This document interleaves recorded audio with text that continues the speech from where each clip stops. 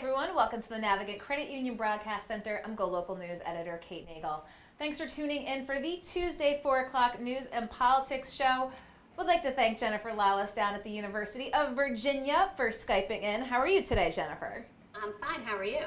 We are good up here in Rhode Island, but what do you think is gripping the Beltway more? The hearings for Brett Kavanaugh for the Supreme Court of the United States, or what we're hearing from Bob Woodward's new book? I think it's safe to say that during the lunch break of the Kavanaugh hearings, everyone was flipping through the book. The Kavanaugh hearings are obviously more substantively important right now, but there's no question that a lot of the stuff coming out of Bob Woodward's book is raising eyebrows and causing, quite a bit of concern. Some of the excerpts have been incredible, and some of the tapes that he's released as his primary sources have been pretty riveting as well. Well, again, the difference between, the fire, the fury, and this book from Woodward, I mean, again, with just Woodward's legacy and track record, the big thing that has come out apparently is Trump being very upset that he was not interviewed for the book. Right, so I don't know if you heard the clip, but there's this great excerpt where Bob Woodward is talking to Donald Trump, and Trump says, well, I don't understand, why didn't you come talk to me? And Woodward explains that he tried through 6 or 7 different people to get to him, including his communications department and Kellyanne Conway and Lindsey Graham. And Trump says, no, you should have just called me. I have 2 or 3 secretaries. They can just put you through, which demonstrates that Donald Trump certainly is not aware of the fact that he's no longer running the Trump Organization. But it's also important because Trump's argument to Woodward is, well, if he doesn't talk to him, then it'll obviously be a bad book. And if he talked to him, it would be a good book. Suggesting that he can't even rely on the people around him to convey what's important or the truth. So some pretty damning pieces of information coming out from this book, everything from things that James Mattis has said to John Kelly about the president. Right. What's the fallout? Well, I mean, there are a couple of things. Like, if the president actually believes that John Kelly said he was an idiot and that he works in Crazy Town, it's hard to imagine that he's going to be around for much longer. The issue, of course, is that similar to Fire and Fury, the president can say that this is not well-sourced, that it's anonymous, that people aren't being held accountable.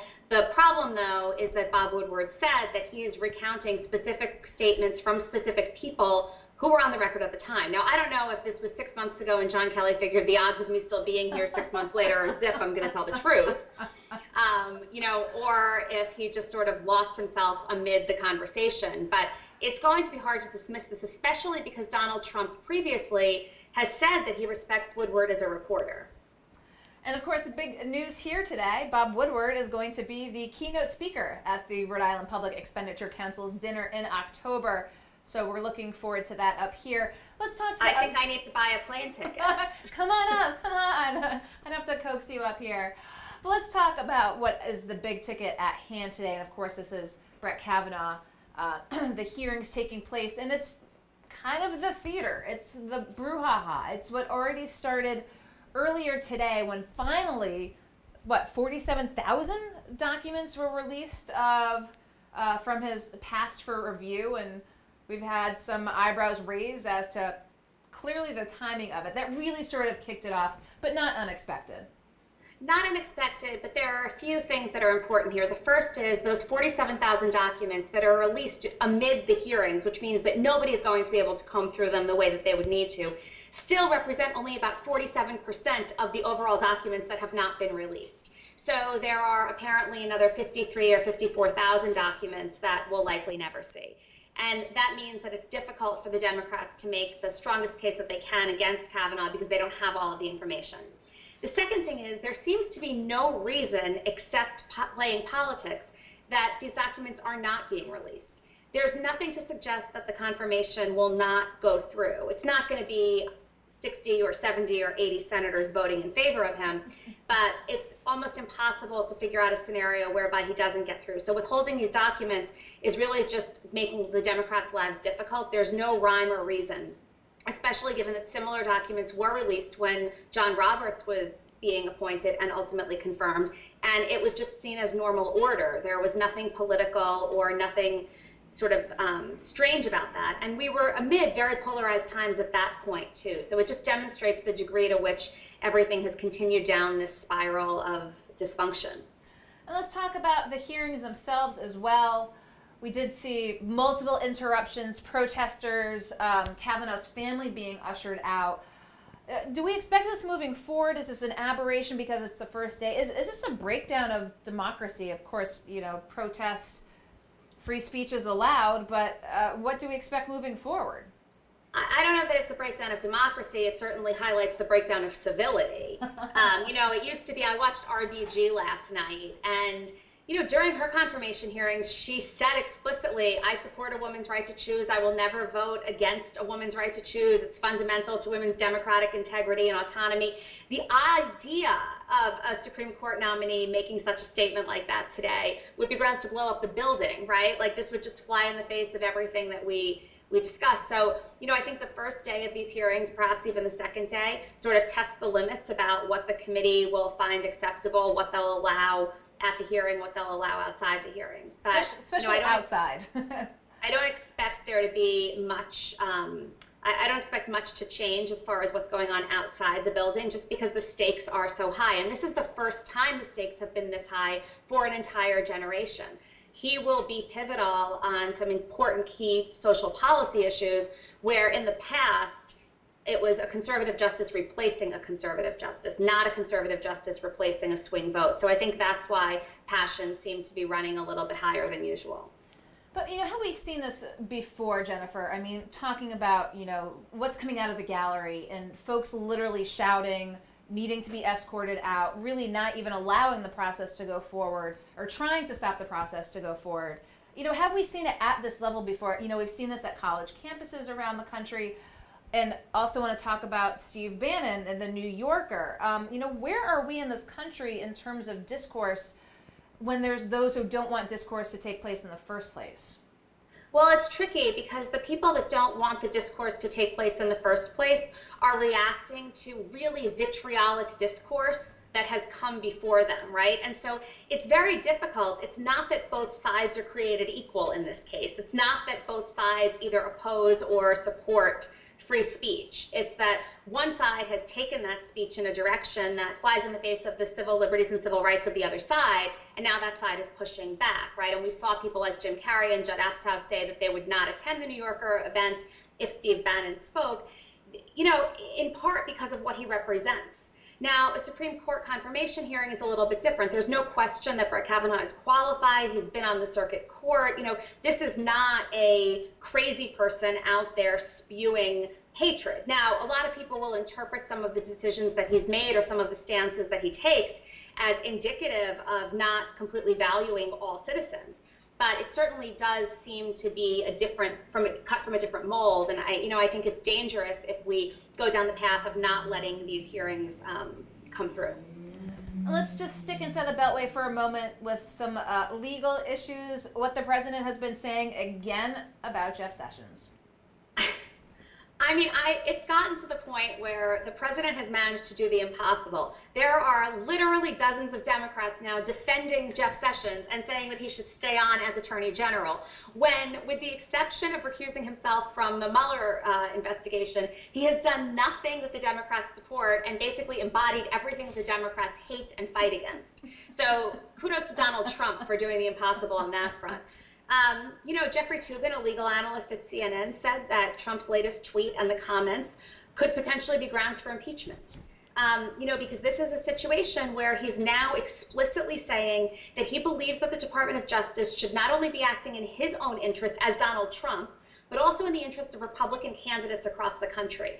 And the idea that they started investigations that could compromise the likelihood of winning for 2 Republican candidates for the House of Representatives to Donald Trump means that the Justice Department isn't doing its job, when in fact that is the Justice Department's job. And so, you know, I think this is one of the first times that we've seen Trump try to deploy DOJ, not only in his own self-interest, but for the self-interest of the party. And, you know, even Paul Ryan said that he didn't think that was a good idea. So you allude to the political futures of candidates. Of course, we are looking at November. Let's talk about the latest poll that just came out, the general poll, if you will, AP Washington Post. looking at Democrats having now a 14 across the board point advantage? What I would say is that these generic ballot polls really need to be taken with a grain of salt because people are not voting for hypothetical generic candidates when they actually cast their votes on election day. They're voting for two people that they have probably been somewhat exposed to, or at least one of them as an incumbent in their district. And so that's not to say that these numbers don't mean something. They do. And it's likely that the Democrats will take back the House. But I think it's very feasible that they'll take it back and wind up with a 3 or 4 seat majority. You know, we shouldn't expect a 65 seat flip.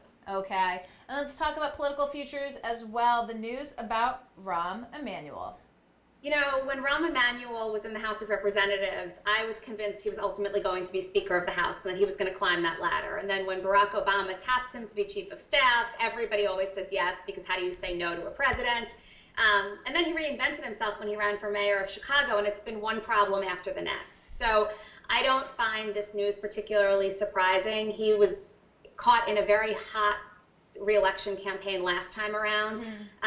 It makes sense that he doesn't want to do it again, especially given that there seems to be this anti-establishment wave out there. And he's been linked to a lot of establishment politics. So, you know, I think incumbents look around and they think if it's not a sure thing or if the odds aren't very, very stacked in their favor, it might be time to pursue other interests. What do you think, though, of folks pointing at him and saying, well, maybe he's got broader political aspirations? Can he overcome the troubles that he had in Chicago? I think he can, but he needs to take a break, and that could be part of the reason he's doing it too.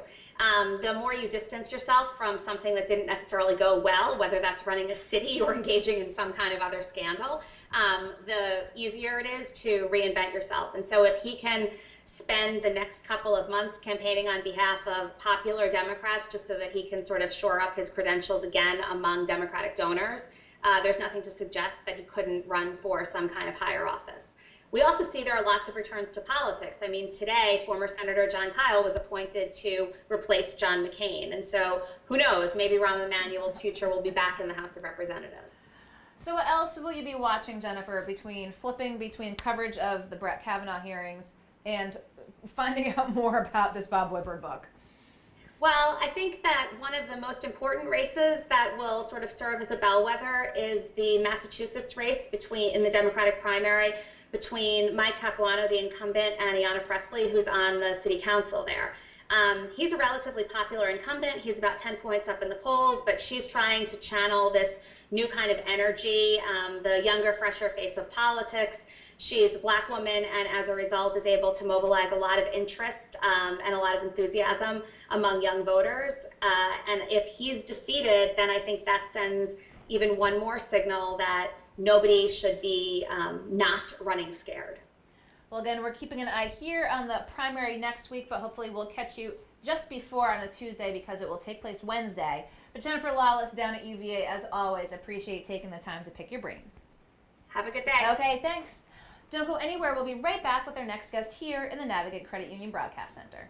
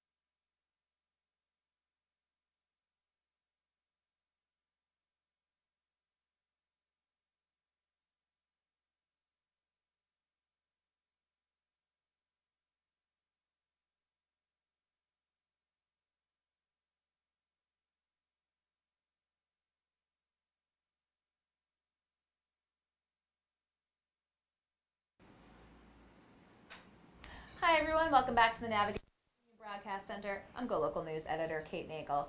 Just went down inside, a little outside of the Beltway, down to UVA with Jennifer Lawless to talk national politics. We're going to talk some local politics. Senator Lou Reptakis, thank you for joining us today. Again, it's always good having you in the studio. It's a hot, hot day. And you brought up a hot button issue recently, and again, it pertains to students going back to school in the waning days of summer, which we know can still be very hot in a lot of school buildings that are old and un-air conditioned. So saying again, supporting this legislation, saying everyone should start after Labor Day. Who knew this was such a political hot potato? Well, it is because you need continuity. You have weather factor, family issues, and it just piles up. And when you start looking at the subject, you're saying, why did we go back from tradition, back to opening school August 25th, August 27th, different days?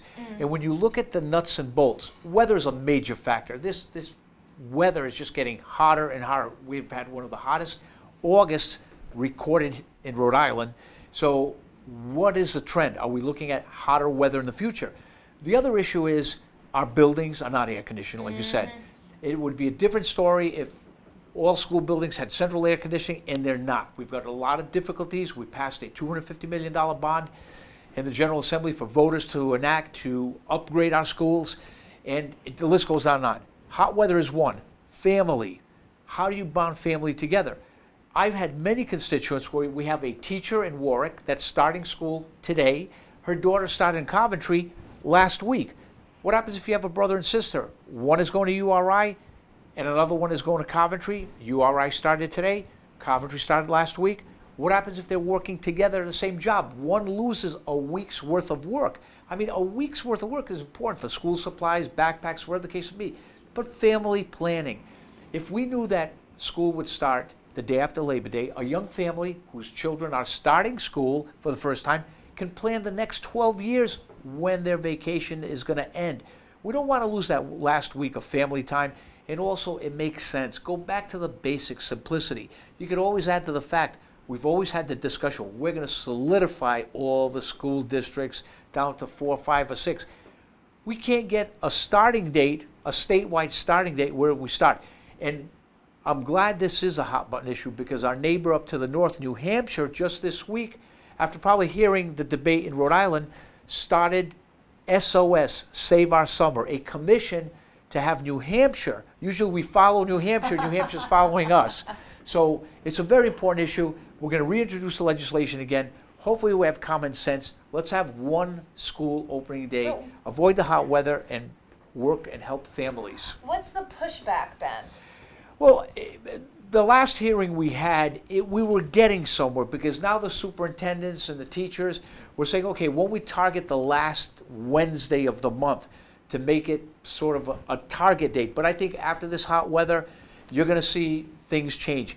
Probably maybe take the 180-day calendar and co-mingle it with school opening after Labor Day. So this way, that's the other pushback. Well, do we complete 180 days? Do we have to? Look, inclement weather, we should not look at that 180-day mark. If we have to deviate a day or two, let's do it. Okay, so we're going to expect to see that coming back, but as it's been the hot button, it is hot out there today. We've seen schools closed. Again. It's like school hot snow days. Exactly. And the issue is, if we look at the last 2 weeks of June, I know there was one of the local stations did something recently. Last 2 weeks of June, last 2 weeks of August, first 2 weeks of September. The coolest period was the first 2 weeks of September out of the 3. So we're going to keep an eye on that, looking again ahead. But again, speaking of hot button issues, we're looking at a primary next week, and we're looking at the general in November. You've got some legislation pertaining to disaffiliation. Correct. Important bill. Now, in Rhode Island, you had to disaffiliate 90 days ago before September 13th's primary. Well, 90 days ago, we didn't know who the candidates were. We didn't know who was running. And it is absolutely absurd to tell people that 90 days ago you have to disaffiliate. I'll tell you why. The legislation we're proposing, and part of it did pass in the Senate, ended up dying in the House. Again, you have a new voter, an 18-year-old, somebody that moves in from out of state, or somebody that decides to vote for the first time. They can go and choose and pick to vote in their primary of their choice 29 days before they can register, and choose the Democratic or the Republican primary. But a voter that's been sitting in Rhode Island, living in Rhode Island their entire lives, an elderly person decides, you know what, I like the Republican primary, or I like the Democratic primary. I want to go vote in those primaries. But because they did not disaffiliate 90 days ago, they're barred from choosing their primary. That's absolutely absurd, and I think we should change it. So have it the same. A new voter that registers 29 days before, which is state law, the same capacity should be for somebody in the primary. And there's also another piece that we're going to loop into, is why do we tell unaffiliated voters, which are the majority of the voters, there's around 680,000 registered voters, give or take a few thousand. The majority are unaffiliated. I believe it's around 400, close to 400,000 unaffiliated. The next group is the Democrats, which is around maybe 200 and change, and around 70,000 for the Republicans. So why are we telling the majority voters unaffiliated, they walk into a primary for a minute or two, and they're labeled as a Republican or a Democrat? But here's what happens. They leave the primary, they forget to disaffiliate, and now they are stuck with that label. Why do we put a burden on clerks where they have to file this paperwork? You go in unaffiliated, choose the primary that you want to vote in, and come out unaffiliated. We're not saying about a Democrat crossing over into a Republican primary and a Republican crossing over into a Democratic primary. Not that. And here's the other thing, the argument. You hear, oh no, you can't. Well, when the political parties decide to foot the bill for these primaries, then you make the rules. The taxpayers foot the bill for our elections. Well, we're keeping an eye on next week, of course, here are the primaries in Rhode Island. What else does the fall have in store for you? Well, campaigning, as usual, and to send a great message out to our constituents of District 33, which is Coventry, East Greenwich, and West Greenwich, and basically tell them what we've done in the General Assembly. We fought to repeal the car tax, vote against the truck tolls. Didn't care too much about, we had the discussion about the Paw Sox. I mean, if the Paw Sox would have stayed in McCoy Stadium, I think, okay, maybe there would have been some give or take, but I think it was sad to see them not only move out of McCoy, because I felt that McCoy was a traditional field. We could have upgraded it, brand new parking garage, some restaurants, 24-hour activities, make it McCoy Place. We could have done it. But no, there was a give or take, an arguments between the House, the Senate, the governor. We lost it. It went up to Worcester. What have you been hearing from constituents? They weren't happy. Constituents did not want to foot a bill having the taxpayers pay for an $80 million scheme. I think it would have stayed where it was, rebuilt the stadium as a mini Fenway Park. People would have said, okay, it's staying where it is. We finished paying from 1995 to 2015 an earlier bond. People, I think, are very upset because 38 Studios was something that people were worried about. They didn't want to see that happen again. But I think a lot of folks were pretty upset the way it was handled. I think it was handled maybe the way Massachusetts handled it. I think the team would have stayed here. The owners would have had a strong, stern warning to say, look, we want the Paw Sox to stay in McCoy Stadium, share the cost, and maybe the taxpayers would have also shared the cost if it would have stayed in McCoy Stadium. Well, it looks like up in Worcester there's some talk about the process that it went through. Again, the cost up there being inherently higher than here, and the process as well that I guess the deal had been cut and then brought to the public. Now here they went through the process of having hearings. But it was interesting. I was at Slater Mill the other week with the governor and Mayor Don Grevian, and he said, well, we can finally put the ghost of 38 Studios to bed. Right. Do you think that's the case? Well, I think what happened was it was a project that should have maybe been funded. And here's the other thing. Why didn't we ask the voters? We should have had a public referendum statewide, ask the question in detail, not these one-liners, because that's what we do. We ask these one-liners, and then we get in trouble. Ask the voters. We didn't ask the voters. And I think maybe if the voters understood the process and what the cost would have been, maybe it would have passed. And again, if it stayed in McCoy Stadium. McCoy Stadium is a great place. It's been there for 50 years. A little bit give and take in the area. Build a new parking garage, like I said earlier. Spend some money. I think corporate America would have also given in. If we named it after a corporate entity, that would have put some of the cost. And I think it would have been a win-win situation for everybody. So we saw what happened with the Pawtucket Red Sox. Now, this is a little outside your jurisdiction, but here in Providence, the City Council is going to take up the Thane Tower proposal this week. What do you think of that? 195. How do you see that development of taking place so far? This building and builder wanting to come in with a very large building. I mean, has the state done right by the 195 development? Again, we haven't seen too much on 195. Some Brown University, private colleges, yes, that should have been done from the beginning. There should have been a statewide blueprint. Bring all the shareholders in, stakeholders in, and see, look, how can we develop to the best ability to benefit Providence and the state of Rhode Island? The tower just is out of place. I mean, if it was a 20-story tower, maybe 25, but it just, when I saw the rendering, the artist's rendering, I said, it's not fit there. If it was here in downtown Providence, maybe. But out in the middle of a parcel, it just does not fit. You hearing much from constituents on it, or is it, that's Providence, so we don't really well, care? again, it's Providence. I think it's going to affect the local population because they're going to see it every day. And I'm not even sure if it fit exactly in that footprint. If it was maybe here in downtown, like maybe take over the old Fleet building over there and convert it to condos, maybe that would have worked. But again, there's a lot of questions to be asked, and if it's going to fail, again, it's probably the fault of parties involved. Well, we'll see what happens moving forward. That's going to be before the City Council this week. But wanted you in here on this hot day again to talk about the legislation to address having school start after Labor Day, and of course your proposals as they pertain to elections as well. Anything else I missed? Well, one more important issue is leaving kids in cars. We discussed that. That bill did pass the Senate 37-0, ended up dying in the House. Again, I was very disappointed with what happened in the House.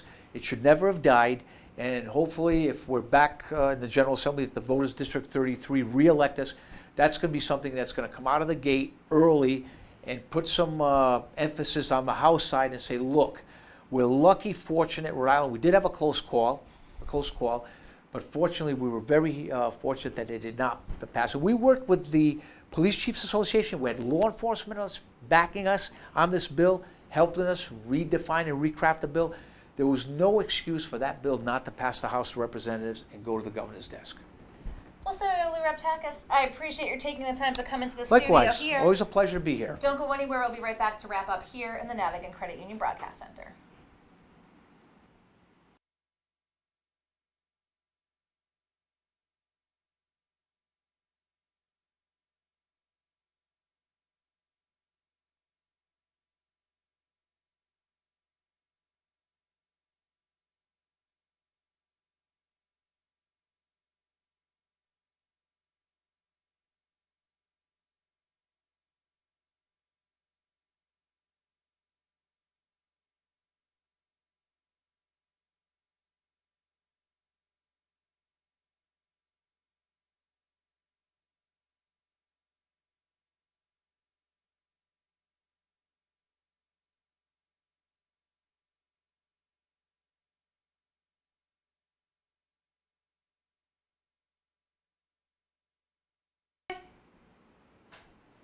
Hi everyone, welcome back to the Navigant Credit Union Broadcast Center. I'm GoLocal News editor Kate Nagel. Thanks for joining us this Tuesday afternoon as everyone is back in the city, back to school, back to work. 3 o'clock was Rachel Nunes with a full lineup, including Judge Frank Caprio, just awarded by the Rhode Island International Film Fest, and his show Going to Fox. News and politics at 4 o'clock, Jennifer Lawless down at the University of Virginia talking about Brett Kavanaugh's hearings taking place so far and what's been coming out from Bob Woodward's new book. We'd like to thank as well Senator Lou Raptakis for coming in. Again, it's legislation to have all schools start after Labor Day, as we've seen high temps since some schools started last week and into this week as well with school cancellations, and also talking about some elections legislation as it pertains to being an unaffiliated voter. We look forward to seeing you here tomorrow afternoon in the Navigant Credit Union Broadcast Center for more news, politics, lifestyle, and more. I'm GoLocal News editor Kate Nagel.